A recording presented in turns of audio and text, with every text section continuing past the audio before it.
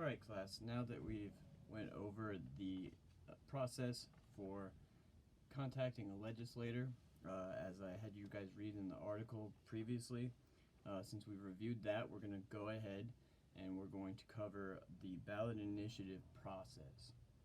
So in Colorado, we originally did not have the ballot initiative process, but following an amendment to the Colorado Constitution passed in 1912, Section 5, Article 1, Article 5, Section 1 of the Colorado Constitution now provides that Colorado citizens have the right to propose amendments and statutes via the initiative process. So the initiative process might involve as many as 14 steps. Technically, it doesn't involve that many if you can get it all submitted and approved the right way the first time. But that's the key. If you don't do a step correctly, they may ask you to come back, resubmit, do a step over again. So the steps for filing an initiative process can be lengthy and complicated. The submitting of a proposal to the Legislative Council staff must be written in non-technical language and adhere to single topic rules. This means that each ballot initiative can only cover one single issue. You can't put a bill on the ballot for a ballot initiative that has 5 different issues on it. It must only cover one. This is a change that came in the wake of the Tabor Amendment that was passed in the 1990s. So after you've submitted your proposal to the Legislative Council staff, and if they approve it, you next must schedule a public meeting to review your proposal and receive public comments. Now this is another one of those steps where if you get it right the first time, you can just move on. But some concerned citizen, or maybe a business owner, if your proposal is going to affect businesses, might come in to the meeting, make a comment that raises some concern that has to be addressed before you can move forward. So just know that that's also a possibility. Now, after the public review, once it passes that, the proposal is then sent back to the State Secretary of State, who then schedules the bill for title setting, where your proposal will actually be given a title. Once this is done, then it's on you, the person trying to get the initiative passed, or whatever group you're working with, to go out and collect signatures. You can't just submit this stuff to the Secretary of State and then get it placed on the ballot. You actually have to show that you have some popular support for the amendment that you are trying to propose. So, that said, you need to gather at least 124,632 signatures currently. Now, this number will change from year to year. It's always available on colorado.gov when you look under the initiative process. The number depends upon the election returns, how many people voted for the last Secretary of State in the last general election for the state. That's what matters. That's where they get that number. Now, if you are also trying to amend the Colorado Constitution, those also are going to require the signature of at least 2% of registered voters within each of the state's Senate districts. So not only do you have to send out canvassers to go get these signatures, or go get them yourselves, or go bring out volunteers with you to go get them.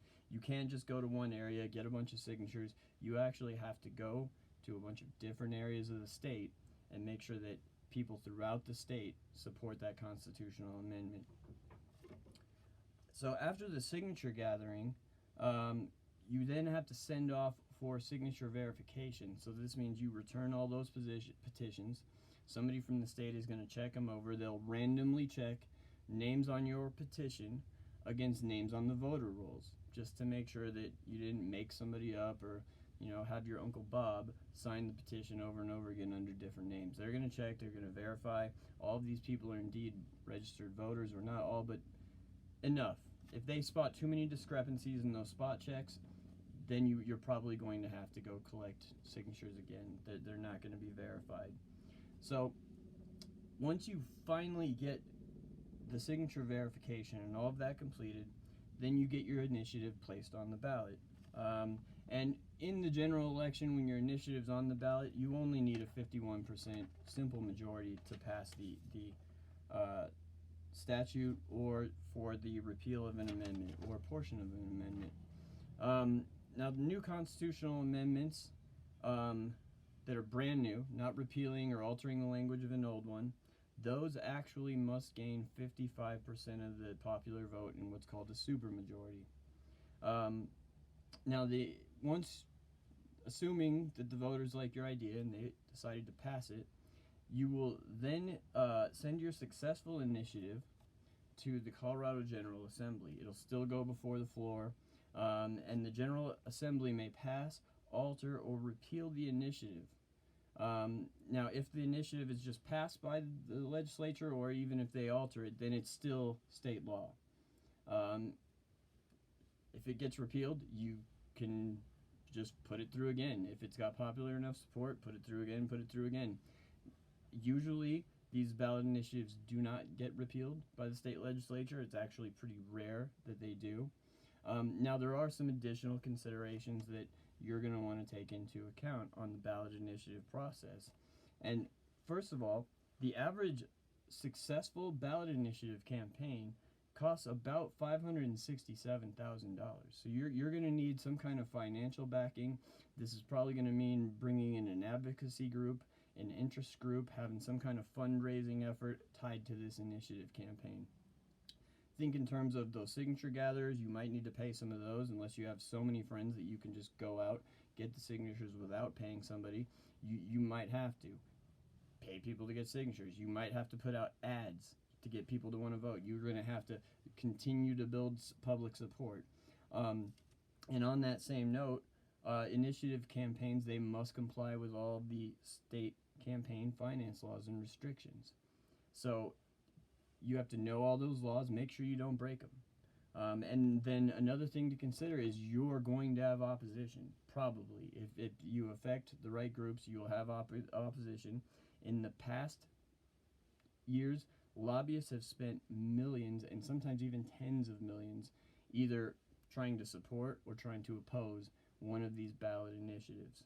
So what I want you to think about is, with that process, what kind of expertise would you need to get one of these through? What kind of resources might you have to draw upon to get this done? So now, class, we will continue on and we will go to a group discussion. And what we're going to do is I'm going to call on each of you.